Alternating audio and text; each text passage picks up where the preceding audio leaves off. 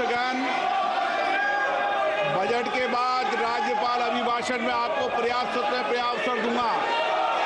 मेरा आपसे निवेदन है, नहीं माननीय अखिलेश जी, आपने संसद की मर्यादा को आप बना के रखें। कभी बजट भाषण के अंदर इस तरीके का नहीं हुआ, ये उचित नहीं है, ये उचित नहीं है। अखिलेश जी प्लीज, मैं आपको मौका दूंगा राज्यपाल अभिभाषण पे, प्लीज। नो, ये तरीका ठीक नहीं है। No,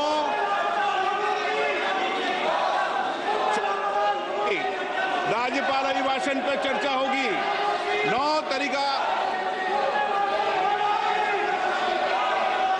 Honorable Speaker, I present the budget for 25-26. This budget continues our government's efforts to A. Accelerate growth, B. Secure inclusive development, C. Invigorate private sector investments, D. Uplift household sentiments, and E. Enhance spending power of India's rising middle class. Together, we embark on a journey to unlock our nation's tremendous potential for greater prosperity and global positioning under the leadership of Honorable Prime Minister Shri Narendra Modi. As we complete the first quarter of the 21st century, continuing geopolitical headwinds suggest lower global economic growth over the medium term. However, our aspiration for a Vikasit Bharat inspires us, and the transformative work we have done during our government's first 2 terms guides us to march forward resolutely. Our economy is the fastest growing among all major economies. Our development track record for the past 10 years and structural reforms have drawn global attention. Confidence in India's capability and potential has only grown in this period. We see the next 5 years as a unique opportunity to realize Sabka Vikas, stimulating balanced growth of all regions. The great Telugu poet and playwright Gurujada Apparao had said, "Deshamante matti kadoy, deshamante manushuloy," meaning a country is not just its soil, a country is its people. In line with this, for us, Vikasit Bharat encompasses zero poverty, 100% quality good school education, access to high quality, affordable and comprehensive health care, 100% skilled labor with meaningful employment, 70% women in economic activities, and farmers making our country the food basket of the world. In this budget, the proposed development measures span 10 broad areas focusing on Garib, youth, Annadata and Nari, spurring agricultural growth and productivity, building rural prosperity and resilience, taking everyone together on an inclusive growth path, boosting manufacturing and furthering Make in India, supporting MSMEs, enabling employment-led development, investing in people, economy and innovation, securing energy supplies, promoting exports and nurturing innovation. For this journey of development, our 4 powerful engines are agriculture, MSME, investments and exports. The fuel, our reforms, our guiding spirit, inclusivity, and the destination, Vikasit Bharat. This budget aims to initiate transformative reforms across 6 domains. During the first 5 years, these will augment our growth potential and global competitiveness. The domains are taxation, power sector, urban development, mining, financial sector, and regulatory reforms. Agriculture as the first engine. Now I move to specific proposals, beginning with agriculture as the first engine.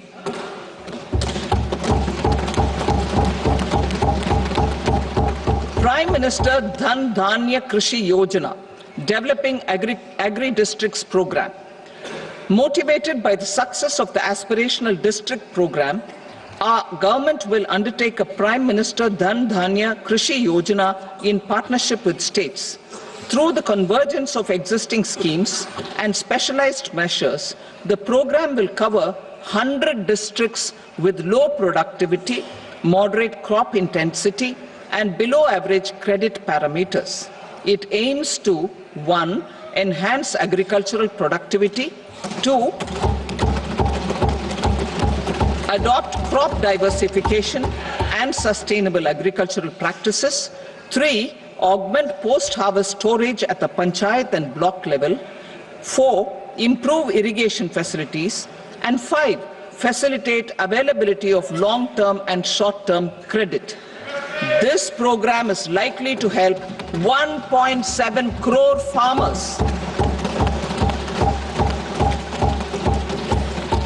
Building rural prosperity and resilience.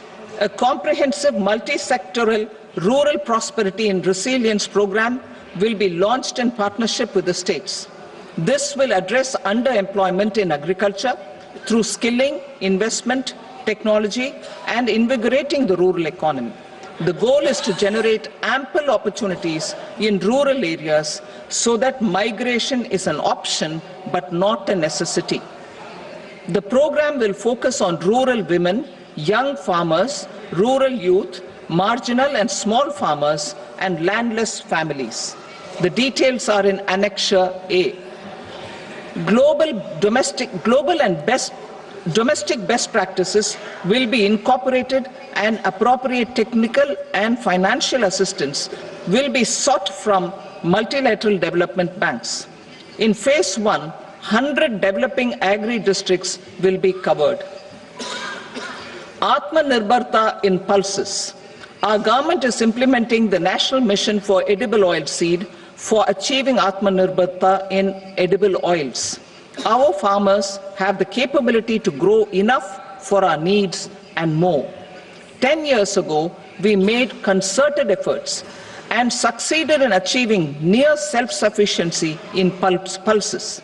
Farmers responded to the need by increasing the cultivated area by 50%, and government arranged for procurement and remunerative prices. Since then, with rising incomes and better affordability, our consumption of pulses has increased significantly. Our government will now launch a 6-year mission for Atmanirbharta in pulses with a special focus on Tuar, Urad and Masoor. Details are in Annexure B. Central agencies such as NAFED and NCCF will be ready to procure these 3 pulses as much as offered during the next 4 years from farmers who register with these agencies and enter into agreements. Comprehensive program for vegetables and fruits. It is encouraging that our people are increasingly becoming aware of their nutritional needs. It is a sign of a society becoming healthier.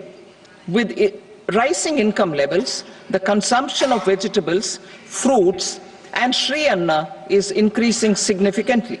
A comprehensive program to promote production, efficient supplies, processing, and remunerative prices for farmers will be launched in partnership with the states. Appropriate institutional mechanisms for implementation and participation of farmer producer organizations and cooperatives will be set up. Makhana board in Bihar. For this, there is a special opportunity for the people of Bihar. A Makhana board will be established in the state to improve production, processing, value addition, and marketing of Makhana. The people engaged in these activities will be organized into FPOs. The board will provide hand-holding and training support to Makhana farmers and will also work to ensure they receive the benefits of all relevant government schemes. A national mission on high-yielding seeds will be launched, aimed at 1. Strengthening research ecosystem, 2. Targeted development and propagation of seeds with high yield, pest resistance, and climate resilience, and 3. Commercial availability of more than 100 seed varieties released since July 2024. India ranks second largest globally in fish production and aquaculture. Seafood exports are valued at 60,000 crore rupees. To unlock the untapped potential of the marine sector, our government will bring in an enabling framework for sustainable harnessing of fisheries from Indian exclusive economic zone and high seas, with a special focus on the Andaman and Nicobar and Lakshadweep Islands. For the benefit of lakhs of cotton growing farmers, I am pleased to announce a mission for cotton productivity. This 5-year mission will facilitate significant improvements in productivity and sustainability of cotton farming and promote extra long staple cotton varieties. The best of science and technology support will be provided to farmers. Aligned with our integrated 5F vision for the textile sector, this will help in increasing incomes of the farmers and ensure a steady supply of quality cotton for rejuvenating India's traditional textile sector. Kisan credit cards facilitate short-term loans for 7.7 crore farmers, fishermen, and dairy farmers. The loan limit under modified interest subvention scheme will be enhanced from 3 lakh rupees to 5 lakh rupees for loans taken through the KCC. For Atmanirbharta in urea production, our government had reopened 3 dormant urea plants in the eastern region. To further augment urea supply, a plant with annual capacity of 12.7 lakh metric tons will be set up at Namrup in Assam.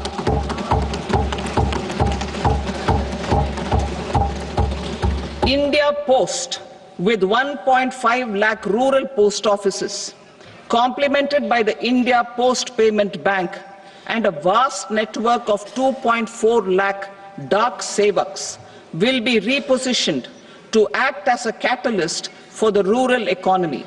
Details are at Annexure C.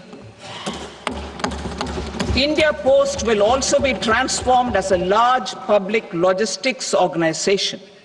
This will meet the rising needs of Vishwakarmas, new entrepreneurs, women, self-help groups, MSMEs, and the large business organizations. Our government will provide support to NCDC for its lending operations for the cooperative sector. MSMEs as the second engine. Now I move to MSMEs as the second engine, which encompasses manufacturing and services with a focus on MSMEs numbering 5.7 crores. Currently, over 1 crore registered MSMEs, employing 7.5 crore people and generating 36% of our manufacturing, have come together to position India as a global manufacturing hub. With their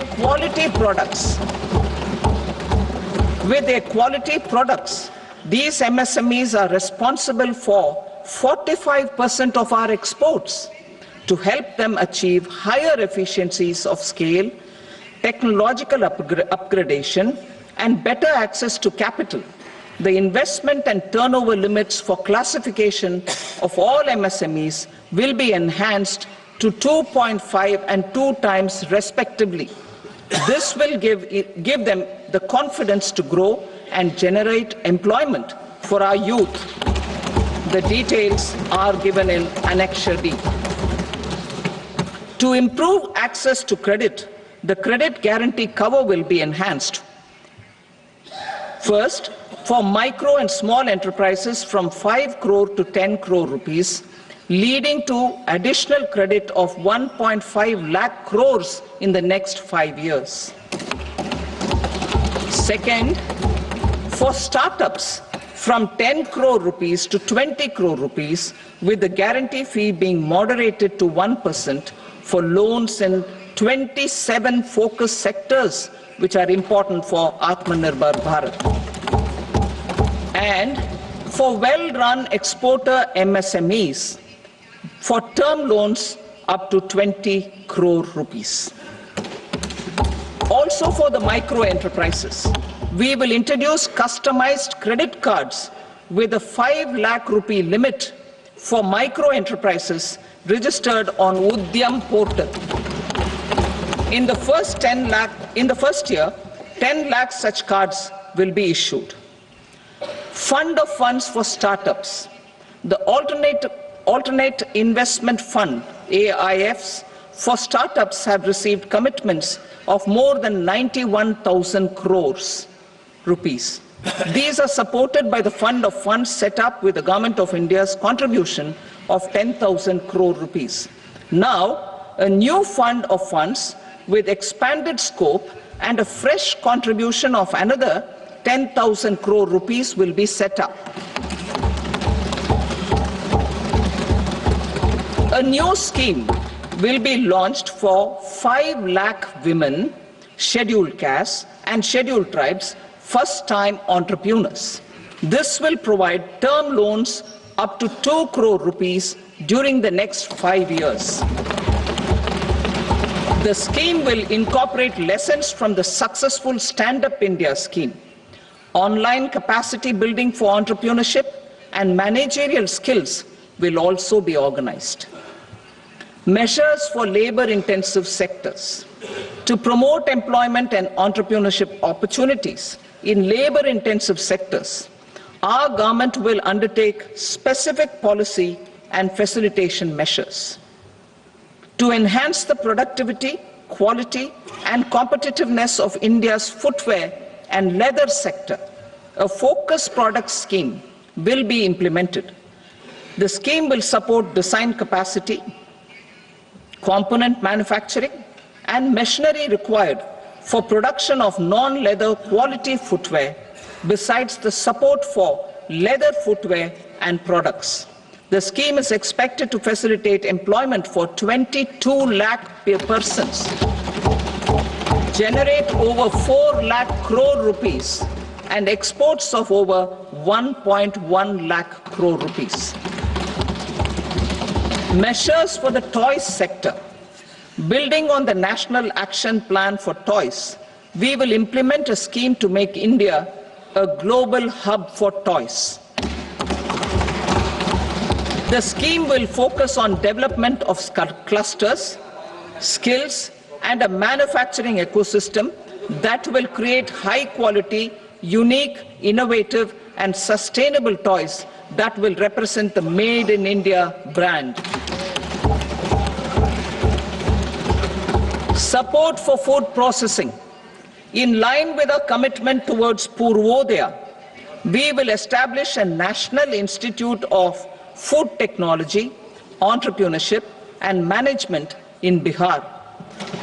The institute will provide a strong fillip to food processing activities in the entire eastern region. This will result in 1.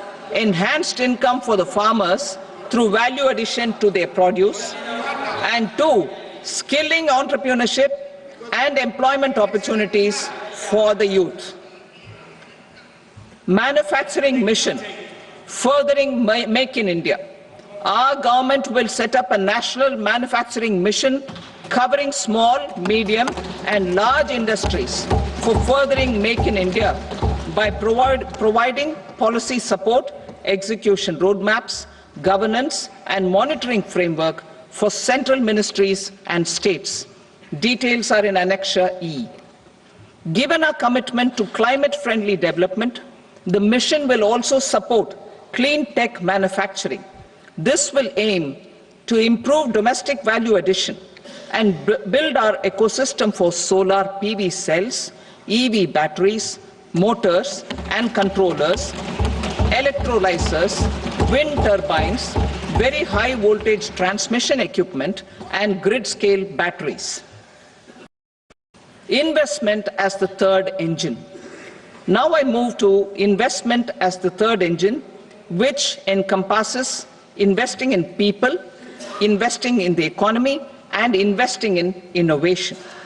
Investing in people.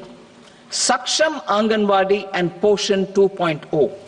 Saksham Anganwadi and Poshan 2.0 program provides nutritional support to more than 8 crore children, 1 crore pregnant women and lactating mothers all over the country, and about 20 lakh adolescent girls in aspirational districts and the Northeast region. The cost norms for these nutritional support will be enhanced appropriately. Atal Tinkering Labs. 50,000 Atal Tinkering Labs will be set up in government schools in the next 5 years to cultivate the spirit of curiosity and innovation and foster a scientific temper among young minds.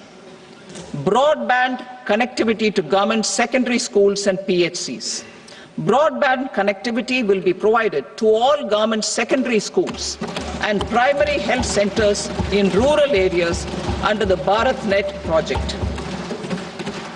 Bharatiya Bhasha Pustak Scheme. We propose to implement a Bharatiya Bhasha Pustak scheme to provide digital form Indian language books for schools and for higher education. This aims to help students understand their and in their language. National Centers of Excellence for Skilling.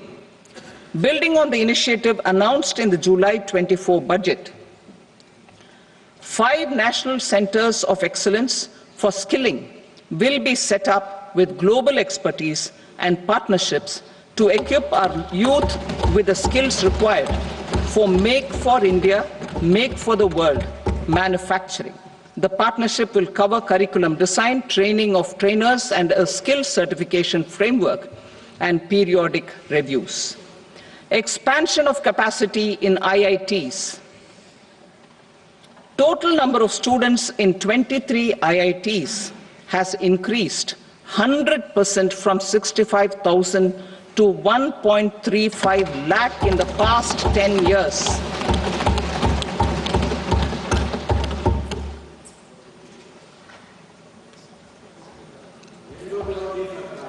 Additional infrastructure will be created in the 5 IITs started after 2014 to facilitate education for 6,500 more students. Hostel and other infrastructure capacity at IIT Patna will also be expanded.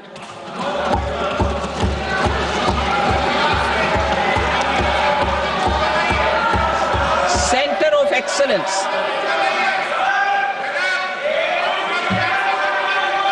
Center of Excellence in AI for Education. I had announced 3 centers of excellence in artificial intelligence for agriculture, health, and sustainable cities in 2023. Now a center of excellence in artificial intelligence for education will be set up with a total outlay of 500 crores. Expansion of medical education. Our government has added almost 1.1 lakh undergraduate and postgraduate medical education seats in 10 years, an increase of 130%. In the next year, 10,000 additional seats will be added in medical colleges and hospitals towards the goal of adding 75,000 seats in the next 5 years.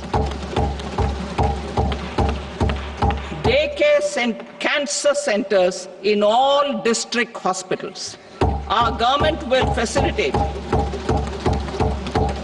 setting up of daycare cancer centers in all district hospitals in the next 3 years.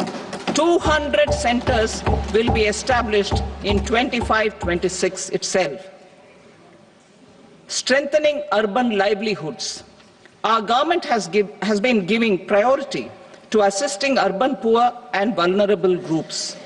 A scheme for socio-economic upliftment of urban workers will be implemented to help them improve their incomes, have sustainable livelihoods, and a better quality of life.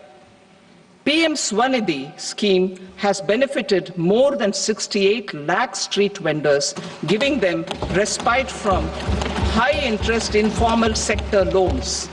Building on this success, the scheme will be revamped with enhanced loans from banks, UPI-linked credit cards with 30,000 rupees limit, and capacity building support.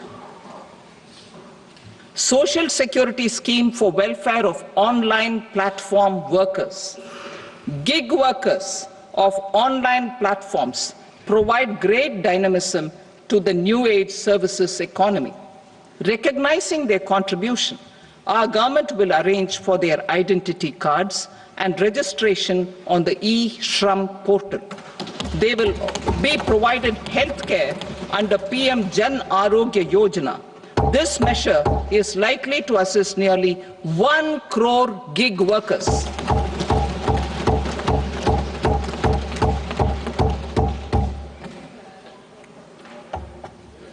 Investing in the economy. Public-private partnership in infrastructure. Each infrastructure-related ministry will come up with a 3-year pipeline of projects that can be implemented in PPP mode. States will also be encouraged to do so and can seek support from the India Infrastructure Project Development Fund, which is a scheme to prepare PPP proposals. Support to states for infrastructure. An outlay of 1.5 lakh crore is proposed for the 50-year interest-free loans to states for capital expenditure and incentives for reforms. Building on the success of the first asset monetization plan announced in 2021, the second plan for 2025 to 30 will be launched to plow back capital of 10 lakh crore in new projects. Regulatory and fiscal measures will be fine-tuned to support the plan. Jal Jeevan Mission. Since 2019, 15 crore households representing 80% of India's rural population have been provided access to portable tap water connections. To achieve 100% coverage, I am pleased to announce the extension of this mission until 2028 with an enhanced total outlay. The mission's focus will be on the quality of infrastructure and O&M of rural piped water supply schemes through Jan Bhagidari. A separate MOU or separate MOUs will be signed with the states and union territories to ensure sustainability and citizen-centric water services delivery. Urban sector reforms. Building on the July budget proposals, urban sector reforms related to governance, municipal services, urban land and planning will be incentivized. Urban Challenge Fund.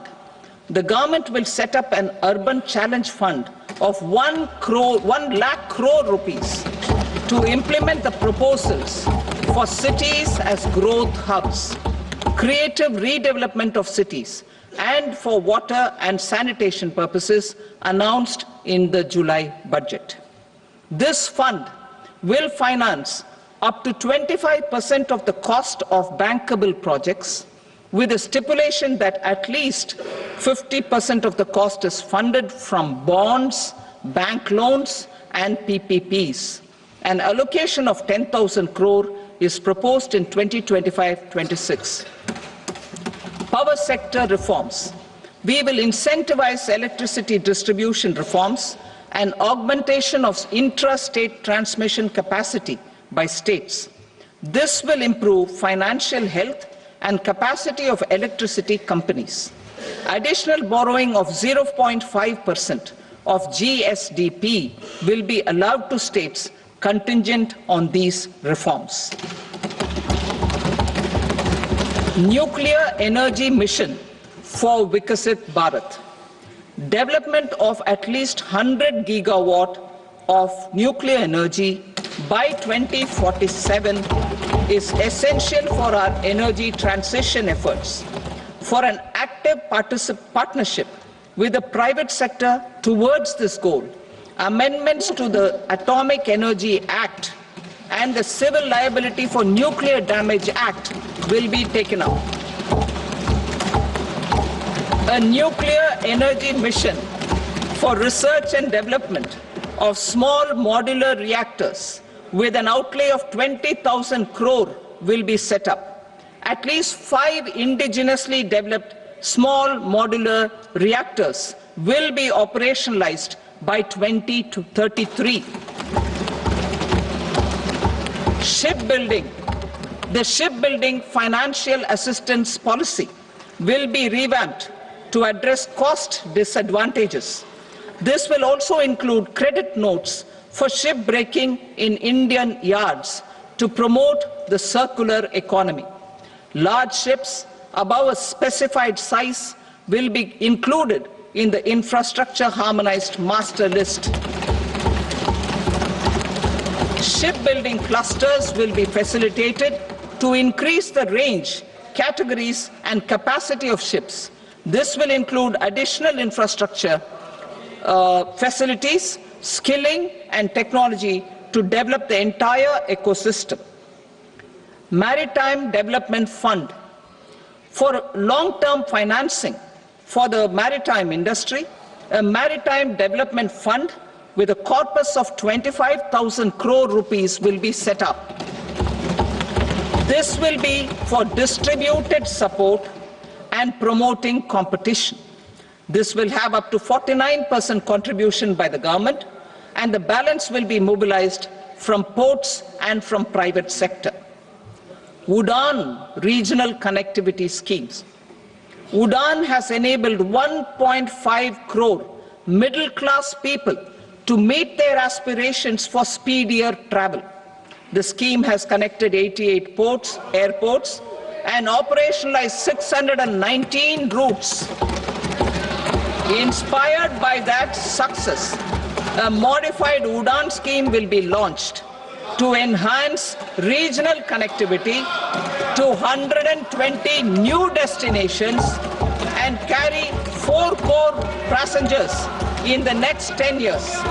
4 crore additional passengers in the next 10 years. The scheme will also support helipads and smaller airports in hilly, aspirational, and northeast regional districts. Greenfield airports will be facilitated in Bihar to meet the future needs of the state. These will be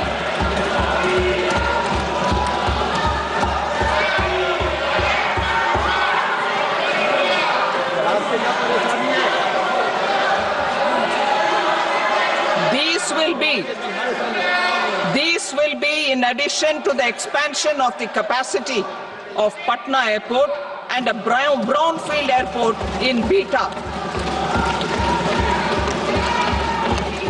Western Kosi Canal project in Mithilanchal.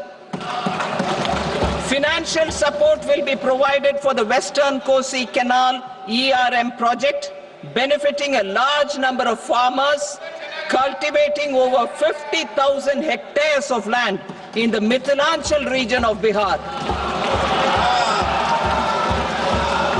Mining sector reforms. Mining sector reforms, including those for minor minerals, will be encouraged through sharing of best practices and institutions of a state mining index. A policy for recovery of critical minerals from tailings will be brought out. Under the special window for affordable and mid-income housing, SWAMI, 50,000 dwelling units in stressed housing projects have been completed and keys handed over to home buyers. Another 40,000 units will be completed in 2025, further helping middle-class families who are paying EMIs on loans taken for apartments while also paying rent for their current dwellings. Building on this success, Swami Fund 2 will be established as a blended finance facility with contribution from the government, banks and private investors. This fund of 15,000 crore rupees will aim for expeditious completion of another 1 lakh units. PM Gati Shakti data for private sector. For furthering PPPs and assisting the private sector in project planning, access to relevant data and maps from the PM Gati Shakti portal will be provided.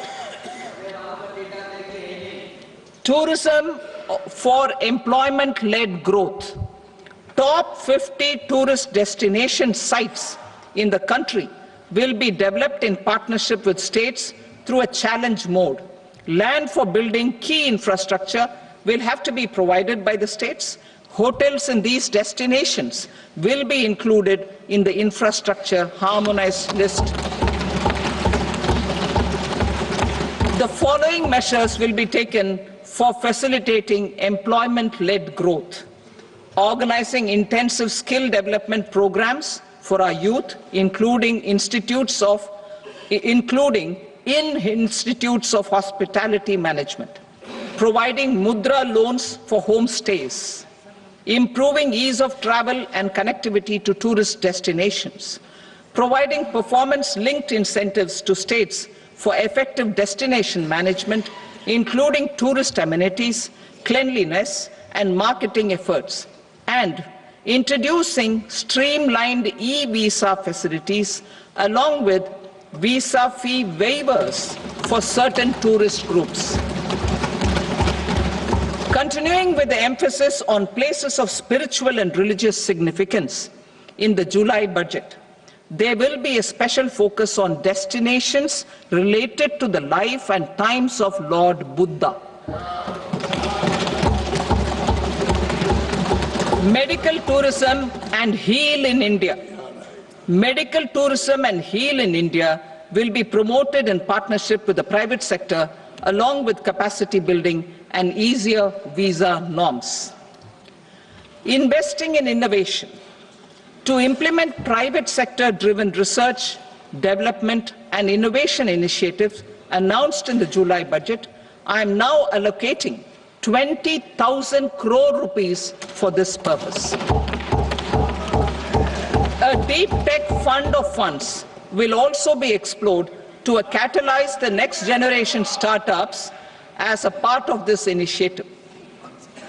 In the next 5 years, under the PM Research Fellowship Scheme, we will provide 10,000 fellowships for technological research in IITs and IISc with enhanced financial support. The second gene bank with 10 lakh germplasm lines will be set up for future food and nutritional security. This will provide conservation support to both public and private sectors for genetic resources. We will start a national geospatial mission to develop foundational geospatial infrastructure and data. Using PM Gati Shakti, this mission will facilitate modernization of land records, urban planning, and design of infrastructure projects. A Gyan Bharatam mission for survey, documentation, and conservation of our manuscript heritage with academic institutions, museums, libraries, and private collectors will be undertaken to cover more than 1 crore manuscripts. We will set up a national digital repository of Indian knowledge systems for knowledge sharing. Now I move to exports as the fourth engine. We will set up an export promotion mission with sectoral and ministerial targets driven jointly by the Ministries of Commerce, MSME, and Finance. It will facilitate easy access to export credit, cross-border factoring support, support to MSMEs to tackle non-tariff measures in overseas markets. A digital public infrastructure, Bharat Trade Net, for international trade will be set up as a unified platform for trade documentation and financing solutions. This will complement the Unified Logistics Interface platform. The BTN will be aligned with international practices. Support will be provided to develop domestic manufacturing capacities for our economy's integration with global supply chains. Sectors will be identified based on objective criteria. Facilitation groups with participation of senior officers and industry representatives will be formed for select products and supply chains. Through this, there are huge opportunities related to Industry 4.0, which needs high skills and talent. Our youth have both. Our government will support the domestic electronic equipment industry to leverage this opportunity for the benefit of our youth. A national framework will be formulated as guidance to states for promoting global capability centers in emerging Tier 2 cities. This will suggest measures for enhancing availability of talent and infrastructure, building bylaw reforms, and mechanisms for collaboration with industry. Our government will facilitate upgradation of infrastructure and warehousing for air cargo, including high-value perishable horticultural produce. Cargo screening and customs protocol will be streamlined and made user-friendly. Reforms as the fuel. Over the past 10 years, our government has implemented several reforms for convenience of taxpayers, such as faceless assessment, 2, taxpayer charter, 3, faster returns, 4, almost 99% returns being on self-assessment, and 5, Vivad Se Vishwas scheme.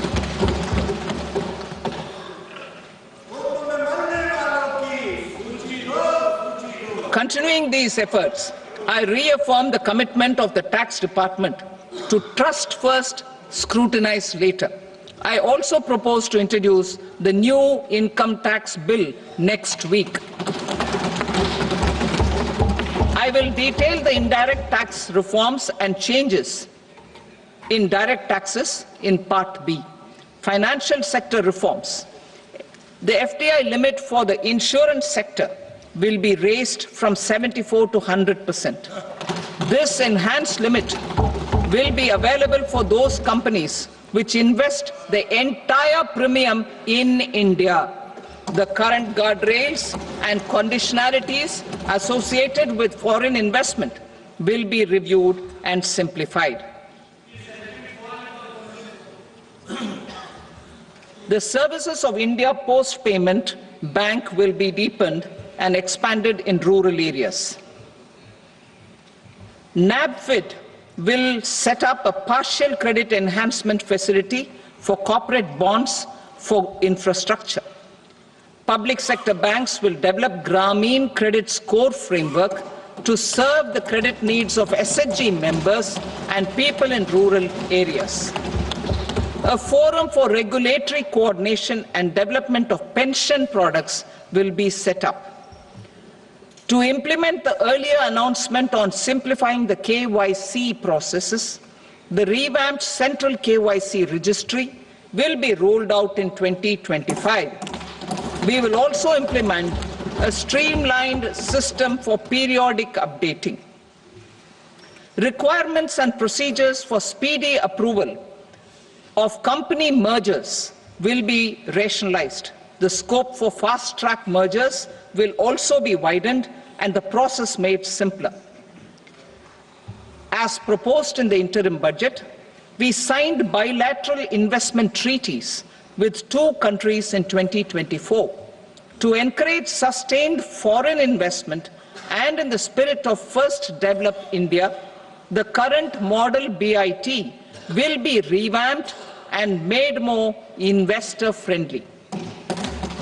In the last 10 years, in several aspects, including financial and non-financial, our government has demonstrated a steadfast commitment to ease of doing business.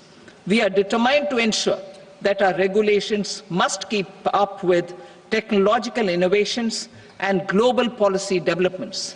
A light touch regulatory framework based on principles and trust will unleash productivity and employment. Through this framework, we will update regulations that were made under old laws. To develop this modern, flexible, people-friendly and trust-based regulatory framework appropriate for the 21st century, I propose 4 specific measures. A high-level committee for regulatory reforms will be set up for a review of all non-financial sector regulations, certifications, licenses, and permissions. The committee will be expected to make recommendations within a year. The objective is to strengthen trust-based economic governance and take transformational measures to enhance ease of doing business, especially in matters of inspection and compliances. States will be encouraged to join in this endeavor. An investment friendliness index of states will be launched in 2025 to further the spirit of competitive, cooperative federalism. Under the Financial Stability and Development Council, a mechanism will be set up to evaluate impact of the current financial regulations and subsidiary instructions. It will also formulate a framework to enhance their responsiveness and development of the financial sector. In the Jan Vishwas Act 2023, more than 180 legal provisions were decriminalized. Our government will now bring up the Jan Vishwas Bill 2.0 to decriminalize more than 100 provisions in various laws. I now move to fiscal policy. In the July budget, I had committed to staying the course for fiscal consolidation. Our endeavor will be to keep the fiscal deficit each year such that central government debt remains on a declining path as a percentage of the GDP. The roadmap for the next 6 years has been detailed in the FRBM statement. Revised estimates for 2024-25. The revised estimate of the total receipts other than borrowings is 31.47 lakh crore rupees, of which the net tax receipts are 25.57 lakh crore rupees. The revised estimate of the total expenditure is 47.16 lakh crore rupees, of which the capital expenditure is about 10.18 lakh crore rupees. The revised estimate of the fiscal deficit is 4.8% of the GDP. Budget estimates for 25-26. Coming to 25-26, the total receipts other than borrowings and total expenditure are estimated at 34.96 lakh crore rupees and 50.65 lakh crore rupees respectively. The net tax receipts are estimated at 28.37 lakh crore rupees. The fiscal deficit is estimated to be 4.4% of GDP. To finance the fiscal deficit, the net market borrowings from dated securities are estimated at 11.54 lakh crore. The balance financing is expected to come from small savings and other sources.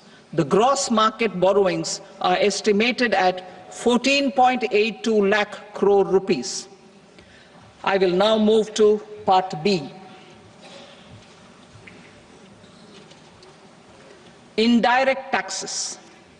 My proposals relating to customs aim to rationalize tariff structure and address duty inversion.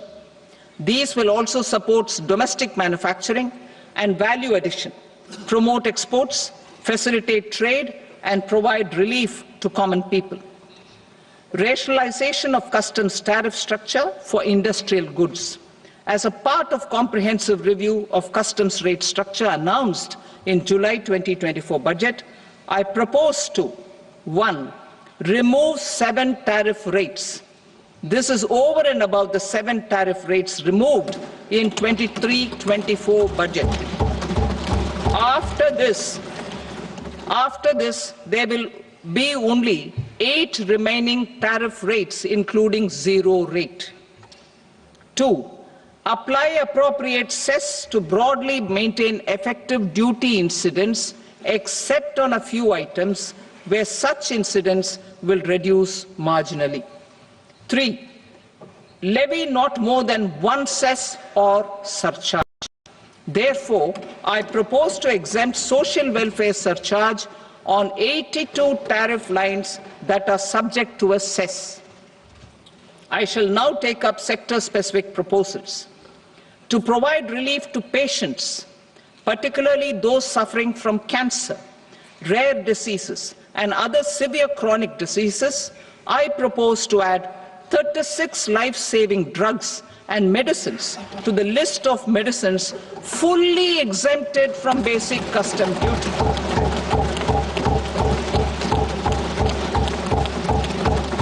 I also propose to add 6 life-saving medicines to the list attracting concessional custom duty of 5%. Full exemption and concessional duty will also respectively apply on the bulk drugs for manufacture of the above. Specified drugs and medicines under patient assistance programs run by the pharmaceutical companies are fully exempt from BCD, provided the medicines are supplied free of cost to the patients. I propose to add 37 more medicines along with 13 new patient assistance programs. Support to domestic manufacturing and value addition. Critical minerals. In the July 2024 budget, I had fully exempted BCD on 25 critical minerals that are not domestically available. I had also reduced BCD of 2 other such minerals to provide a major fillip to their processing, especially by MSMEs. Now, I propose to fully exempt cobalt powder and waste, the scrap of lithium-ion battery, lead, zinc, and 12 more critical minerals. This will help secure their availability for manufacturing in India and promote more jobs for our youth. To promote domestic production of technical textile products such as agro-textiles, medical textiles, and geotextiles at competitive prices, I propose to add 2 more types of shuttle-less looms to the list of fully exempted textile machinery. I also propose to revise the BCD rate on knitted fabrics covered by 9 tariff lines from 10 or 20 to 20% or 115 rupees per kg, whichever is higher. Electronic goods. In line with our Make in India policy and to rectify inverted duty structure, I propose to increase the BCD on interactive flat panel display from 10% to 20% and reduce the BCD to 5% on open cell and other components. In 23-24 budget, for the manufacture of open cells of LCD, LED TVs, I had reduced the BCD on parts of open cells from 5% to 2.5%. To further boost the manufacture of such open cells, the BCD on these parts will now stand exempted. Lithium-ion battery. To the list of exempted capital goods, I propose to add 35 additional capital goods for EV battery manufacturing and 28 additional capital goods for mobile phone battery manufacturing. This will boost domestic manufacture of lithium-ion batteries, both for mobile phones and for electric vehicles. Shipping sector. Considering that shipbuilding has a long gestation period, I propose to continue the exemption of BCD on raw materials, components, consumables, or parts for the manufacture of ships for another 10 years.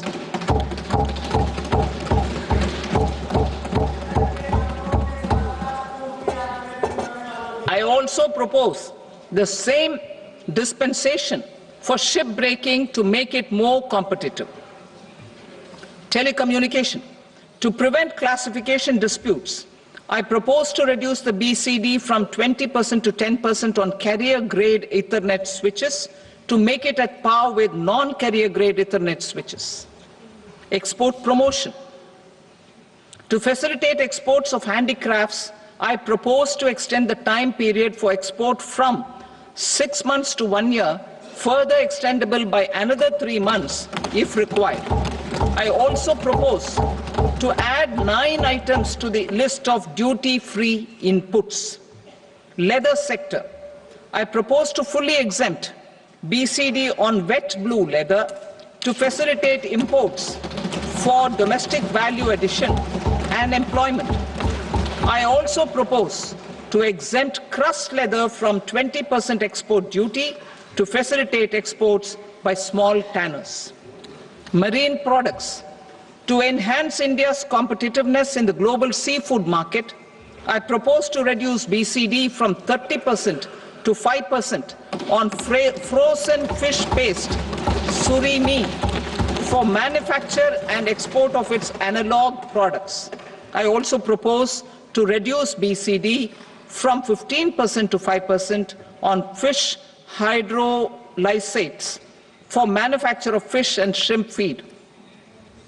In July 2024 budget, to promote development of domestic MROs for aircraft and ships, I had extended the time limit for export of foreign origin goods that were imported for repairs from 6 months to 1 year and further extendable by 1 year.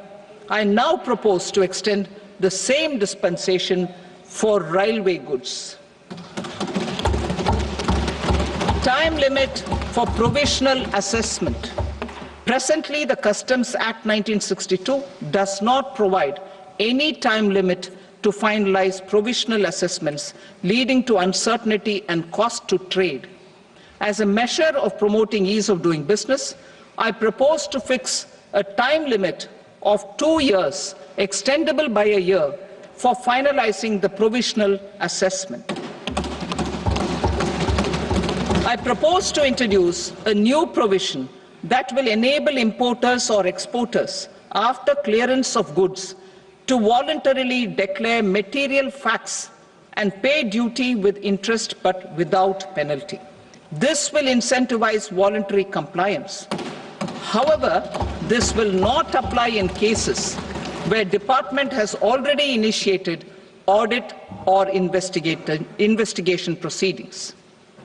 For industry to better plan their imports, I propose to extend the time limit for the end use of imported inputs in the relevant rules from 6 months to 1 year. This will provide operational flexibility in view of cost and uncertainty of supply. Further, such importers will now have to file only quarterly statements instead of a monthly statement.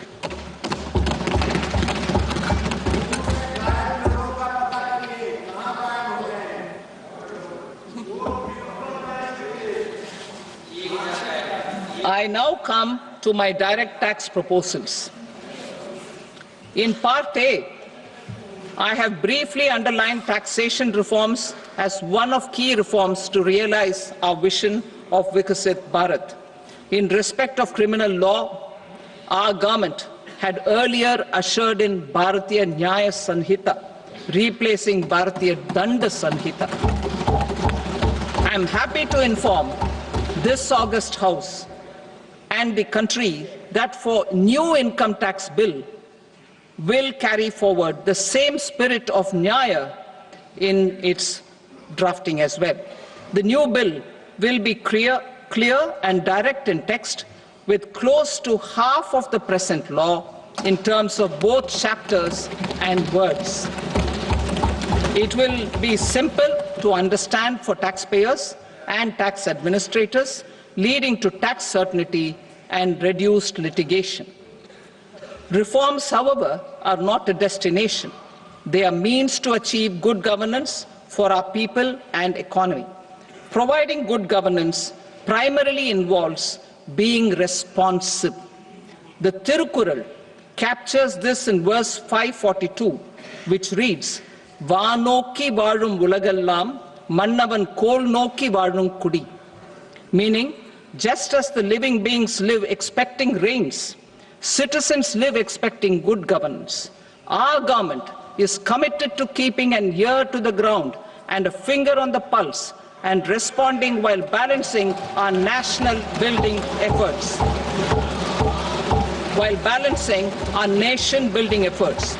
The following measures will detail just how our government will, under the guidance of PM Modi, has taken steps to understand and address. I repeat that sentence, sir. The following measures will detail just how our government, under the guidance of PM Modi, has taken steps to understand and address the needs voiced by our citizens. My tax proposals are guided by this spirit. The objectives of my proposals are as follows. Personal income tax reforms with special focus on middle class. Rationalization of TDS and TCS for easing difficulties. Encouraging voluntary compliance. Reducing compliance burden. Ease of doing business, employment and investment. I will come to my proposal on personal income tax towards the end. TDS and TCS, rationalization for easing difficulties. I propose to rationalize tax deduction at source, TDS, by reducing the number of rates and thresholds above which TDS is deducted. Further, threshold amounts for tax deduction will be increased for better clarity and uniformity. The limit for tax deduction on interest for senior citizens is being doubled from the present 50,000 rupees to 1 lakh rupees. Similarly, the annual limit of 2.40 lakh rupees for TDS on rent is being increased to 6 lakh rupees. This will reduce the number of transactions liable to TDS, thus benefiting small taxpayers receiving small payments. The threshold to collect tax at source, the TCS, on remittances under RBI's liberalized remittance scheme, the LRS, is proposed to be increased from 7 lakh to 10 lakhs. I also propose to remove TCS on remittances for education purposes, where such remittances is out of a loan taken from a specified financial institution. Both TDS and TCS are being applied on any transaction related to sale of goods. To prevent such compliance difficulties, I propose to omit the TCS. I also propose that the provisions of the higher TDS deduction will now apply only in non-PAN cases. In July 2024, the delay for payment of TDS up to the due date of filing statement was decriminalized. I propose to provide the same relaxation to TCS provisions as well.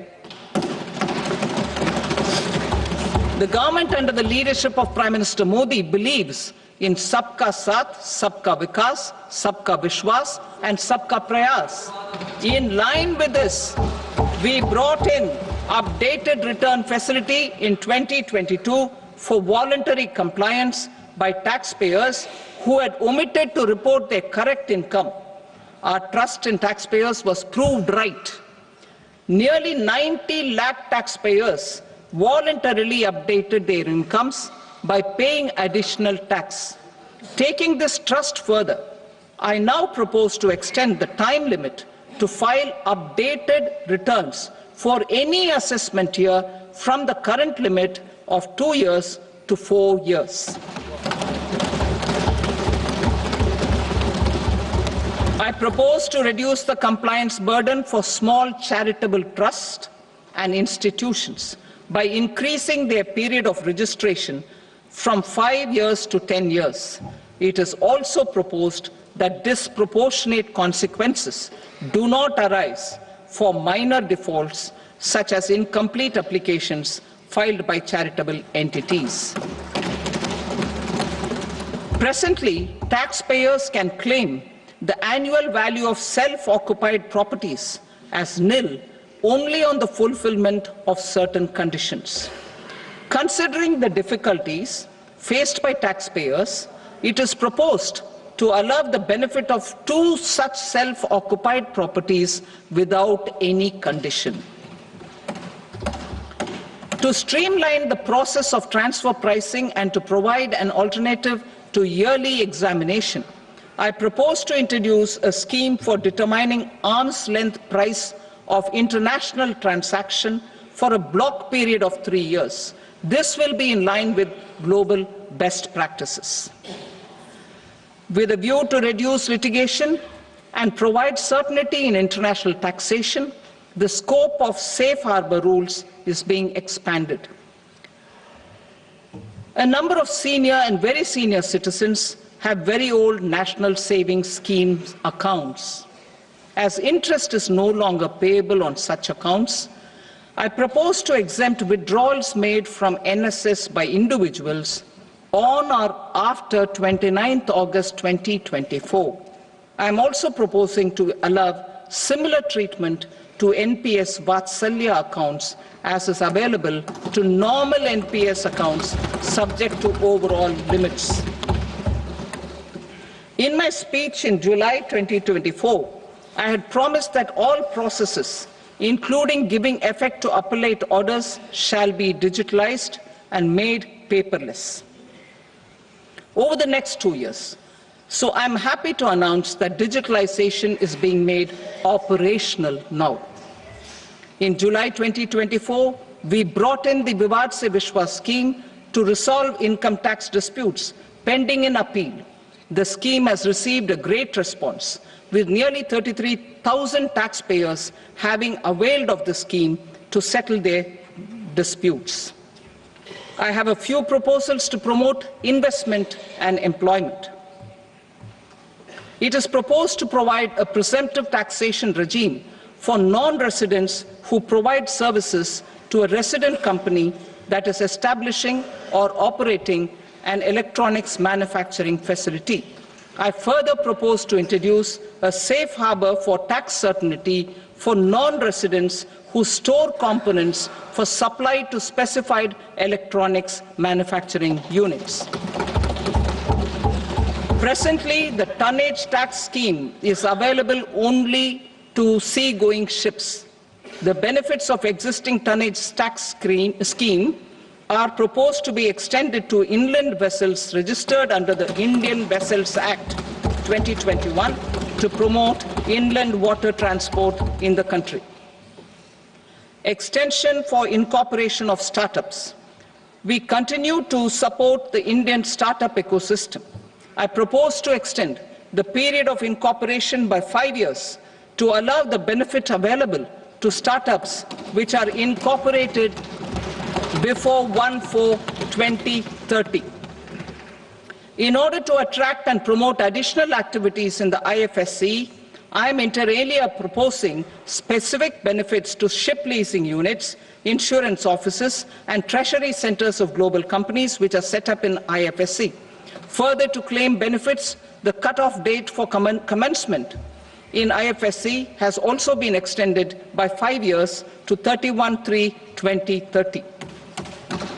Category 1 and Category 2 AIFs are undertaking investments in infrastructure and other such sectors. I propose to provide certainty of taxation to these entities on the gains from securities, to promote funding from sovereign wealth funds and pension funds to the infrastructure sector. I propose to extend the date of making an investment by 5 more years up to 31st March 2030.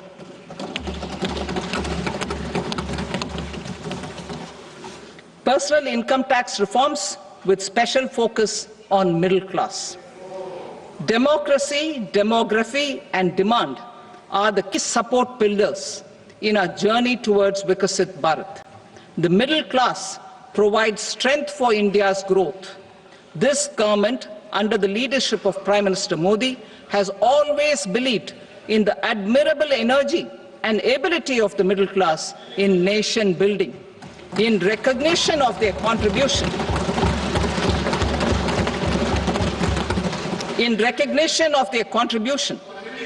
we have periodically reduced their tax burden. Right after 2014, the nil tax slab was raised to 2.5 lakhs of rupees, which was further raised to 5 lakh rupees in 2019 and to 7 lakh rupees in 2023. This is reflective of our government's trust on the middle class taxpayers. I am now happy to announce that there will be no income tax payable up to income of 12 lakh rupees.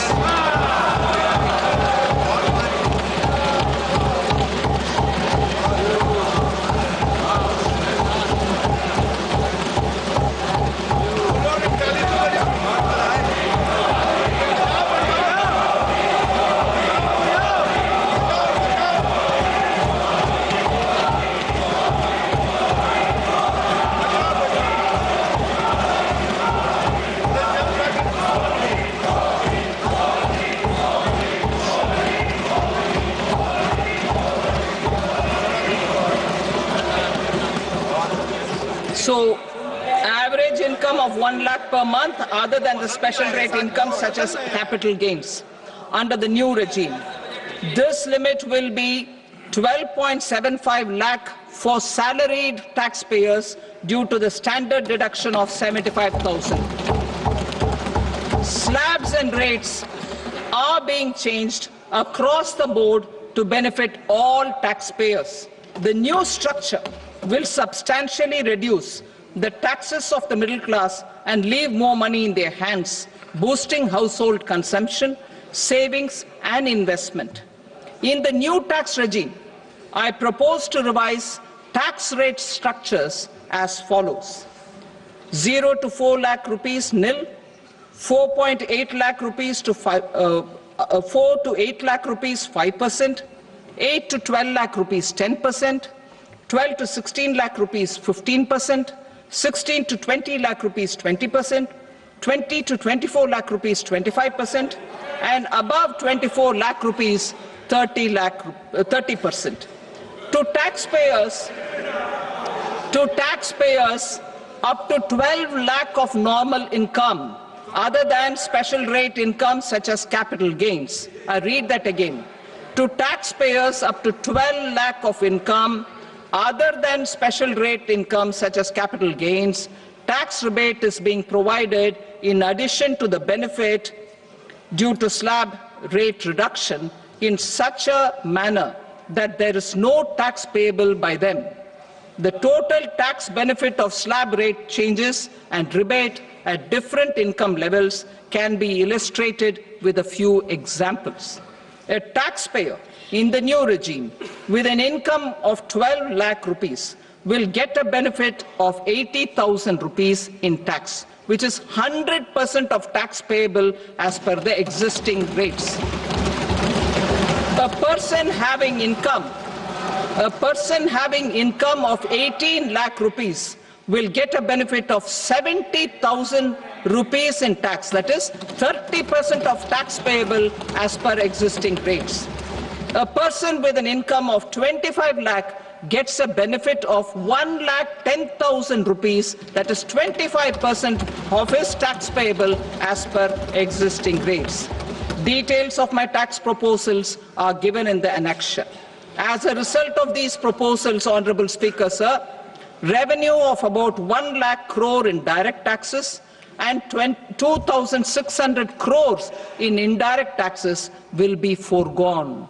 Mr. Speaker, sir, with this, I commend the budget to this august House.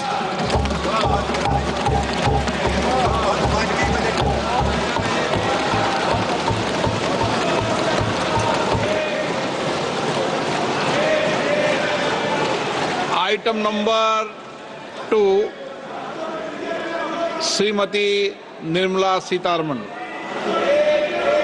Sir, with your permission, I rise to lay on the table the following statements under Section 3(1) of the Fiscal Responsibility and Budget Management Act 2003. Medium-term fiscal policy cum fiscal policy strategy statement and macroeconomic framework statement. Item number 3, Srimati Nirmala Sitharaman. Sir, with your permission, I rise to move for leave to introduce the Finance Bill 2025. प्रश्न ये है कि विधेयक को पुनर्स्थापित करने की अनुमति प्रदान की जाए। जो सदस्य इसके पक्ष में हाँ गए, जो सदस्य विरोध में ना गए, मेरे विचार में निर्णय हाँ वालों के पक्ष में हुआ, हाँ वालों के पक्ष में अनुमति प्रदान की जाती है। माननीय मंत्री जी, अब विधेयक को पुनर्स्थापित करें। Sir, I introduce the bill. Thank you. सभा की कार्रवाई सोमवार दिनांक 3 फरवरी 2025 को प्राप्त 11 बजे तक के लिए स्थगित की जाती है।